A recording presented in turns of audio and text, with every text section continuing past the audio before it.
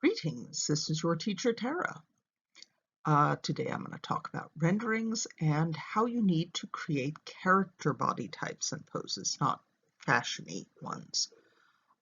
Here you can see an example from a set of renderings I did for the Threepenny Opera up at the University of Alaska, in which I did character poses based on various artwork of the time period in which that play is set. Well, sort of set. It kind of is happening in two periods at once, but that isn't really important at this point. It helps when you're trying to go and create characters to have some sort of reference for the kinds of characters you want to create. And so looking at artwork in the particular time period you're interested in working in, or in a style that you're trying to work in, will help to inspire you and help you to draw figures that do not look like fashion renderings, but look more like character costume drawings. I don't always go and do ones so closely based on artwork. I sometimes come up with stuff of my own, but again, it's very character driven. This is the kind of thing that I do because I've learned how to do a little bit of cartooning. But here on the other example is a bunch of poses for a production of Don Juan, where I based most of the drawings on poses and drawings by a painter of the 17th century called Jacques Callot. And I will talk more about him later. Again, ones that are my own personal caricatures. You can do this either way. You can go and come up with your own cartoonish styles for particular things, or you can go and base them on other people's styles in art history or in other areas. So the important thing, however, is to convey character with these kinds of costume design renderings. They need to look like a standard fashion croquis sheet, unless you're doing something about standard fashion, and that is not what you're doing for the You Gotta Have a Gimmick project. On the contrary, you need something a bit more stylized like this. Regardless of the style of the play, you want to go and concentrate on the character, not on fashion bodies. These are examples of things where I was first coming up with the idea, where I did just gesture drawings of the kind of shapes and ideas I had about characters. And you can see on the left my first scribbled drawings of the kind of shapes I wanted for each character, and then on the right the finished rendering. Now, when you're going and looking for source material, as I say, most of the time you need to work your way away from the more fashion bodies into actor bodies, character bodies, and where to steal good poses and bodies from art, theater, history, etc. So, fashion bodies are sometimes useful for costume drawings when the play, the style of the thing is very fashion oriented. If you were doing, say, a stage production of the musical Funny Face, it would make sense to base it on fashion drawings because the entire show is about fashion. This is true of a number of situations, but for the most part, what you want to do is go and use your fashion inspiration as fashion, as costume information, but you're not necessarily going to copy fashion figures unless the characters are very fashion oriented. You're more likely to want to go towards something that is more character driven. And in that case, what you may want to look for are caricatures, such as the figures on the right, that are both basically cartoons. One is of costume, a caricature of an individual in Punch magazine. And the lady at the bottom, who appears to be an actress because she has her little tin box for her makeup. And then we have on the left two pictures of actors in performance, one who's being a commedia artist and the other who's being a man in drag playing an old woman, from Bell's British Theatre. One of the best places to go and look, therefore, is for actor bodies. Pictures in art history that have been done, but also just pictures of actors acting. If you're trying to go and do Richard III, it's nice to look up all the different Richard III images you can find online for figuring out what kind of bodies you might want to go and emulate. Exaggeration, though, is kind of good because you get at the root of what you're trying to get the costume to convey a bit more. So also looking at animated characters and caricatures to see how the exaggeration works. Also, you may find that you are making a character that is not human. This comes up. This comes up more often than you expect. And so looking for inspiration, again, in animation and caricature is a good place to start. Places to steal the ideas from. Current and past celebrity photos, certain amount of fashion history, art history and portraiture, fashion on the street, and vintage erotica are just some examples.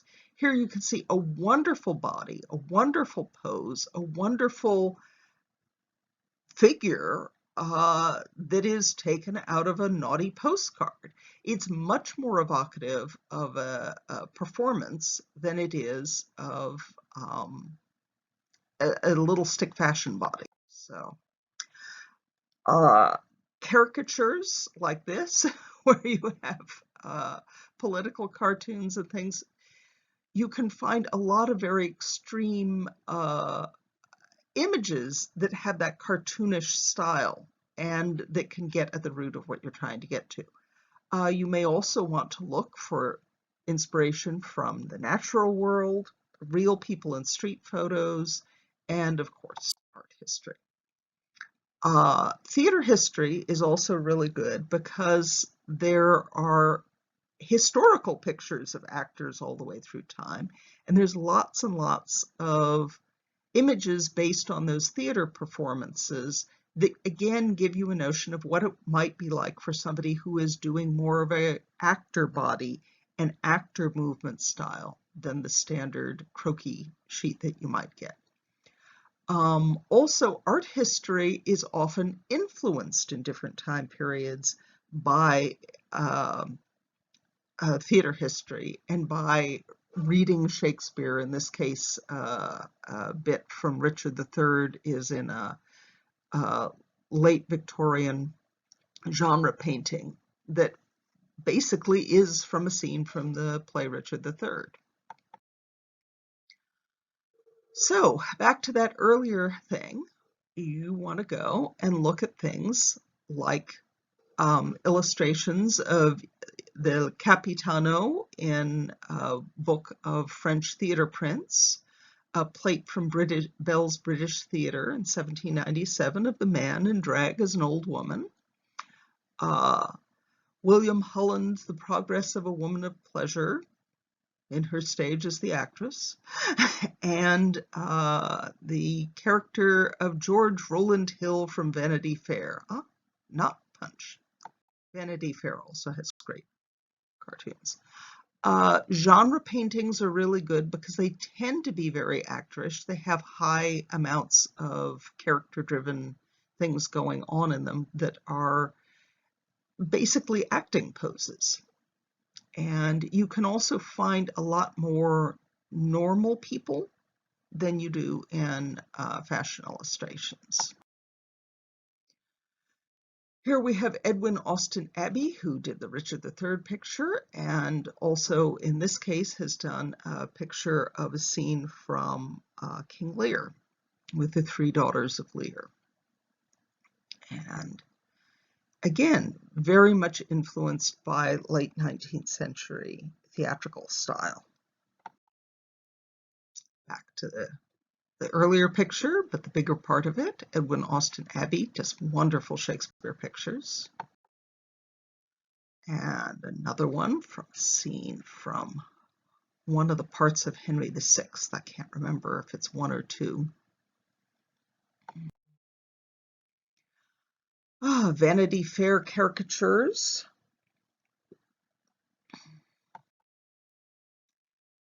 Tinsel actor prints, which have wonderfully overdone gestures from the wonderfully overdone gestural style of the 1830s and 40s. Bell's British Theatre, which has from the late 18th and into the early 19th century, lots and lots of actors doing various parts, including Mr. Garrick in the character of John Brute, who's also dressed in drag, and Mr. Foote in the character of Fondlewife. I did a whole set of renderings for Tartuffe using the Bell's British Theatre figures, not for the style of dress, which was actually 100 years earlier, but for the style of acting portrayed. So a lot of these prints of actors in earlier eras give you the kind of gestures that are needed for the kinds of plays that were written in those time periods.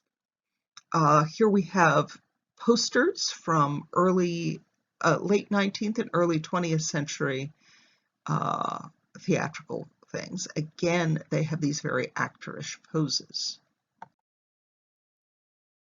And Kabuki theater of the 18th and 19th century has an enormous backlog of artwork that shows actors doing their thing in their costumes with the gestures, and they're very evocative of the kinds of poses in that type of theater.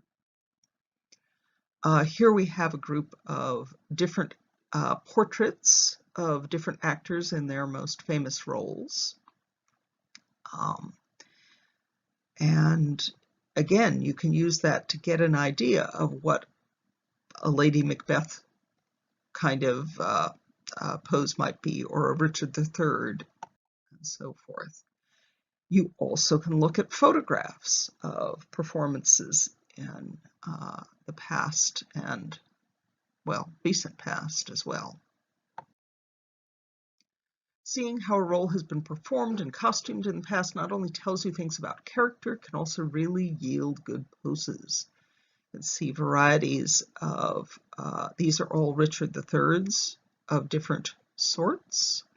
And you can see that though the costumes vary somewhat, they have certain things in common. The poses have certain things in common.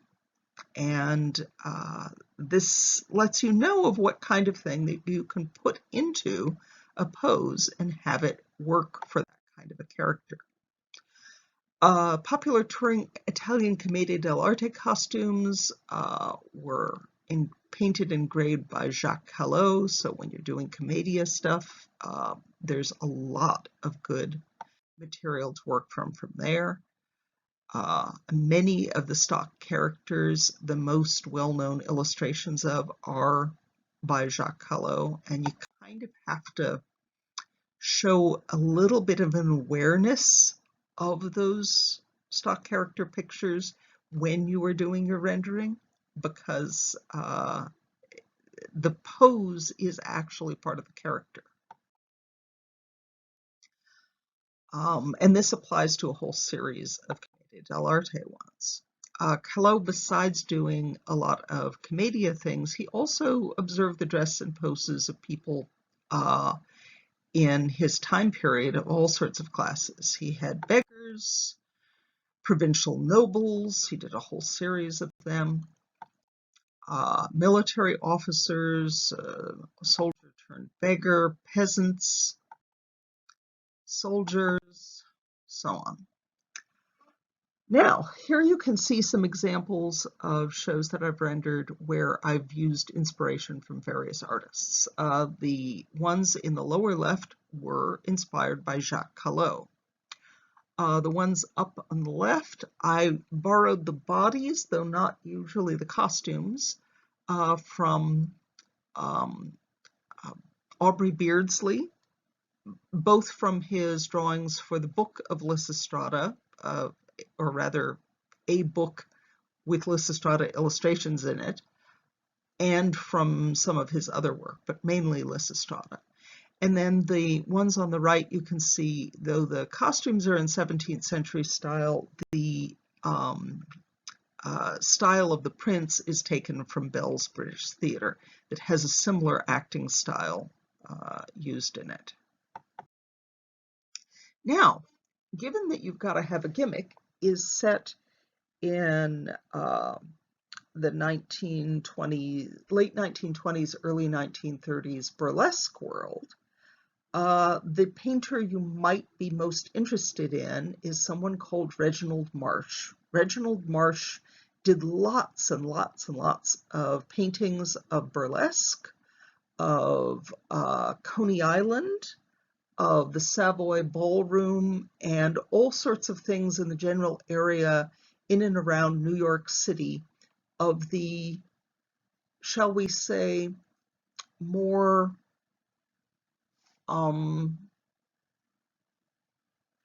well, what many people regard as the seedier side of life. He did a lot of things that were specifically to burlesque, but he also just observed women shopping on the street, all sorts of different kinds of stage shows, and he had a real fondness of burlesque body types, which you can see were kind of zaftig in that time period. And so he would be a good one to steal body poses and ideas from. Another thing is there's a lot of documentation about various burlesque performers. And since You've Gotta Have a Gimmick is about three performers who are trying to convince the character who will become Gypsy Rose Lee at the end of the story, that what she has to do is have a gimmick. It's a good idea to look at 1920s and 30s burlesque images of performers because there were a lot that had gimmicks. For instance, the lady on the left, she had a boa constrictor she would dance with. The lady on the right had a costume / hand puppet where she did Leda and the Swan. Leda and the Swan is, well, a classical story of how Zeus turns into a swan and has sex with a woman. So this lady, her gimmick was she would do this very artistic classical story with a rather pornographic bent in this exotic costume. So there's lots of others. They may give you inspiration both for how you might make the Electra and tessitura and Mazeppa costumes look, but they also will help you with poses ideas. Tessitura, of course, really goes and is pushing the glamour thing, so you also will want to look at glamour burlesque images. There's a lot of very refined kinds of glamour dancers, but not all of them are refined. Possibly one of the most famous burlesque performers of all time was a woman, Carrie Fennell, who, as a young sort of cooch dancer, was sometimes reputed as having started stripping, but she actually was pretty much just very, very zaftig and good performer with the officially insured for $100,000 legs. But as she grew older, she developed a unique specialty. As you might gather from what's going on in the older picture in the center, she had a long career in which she invented the art of tassel twirling.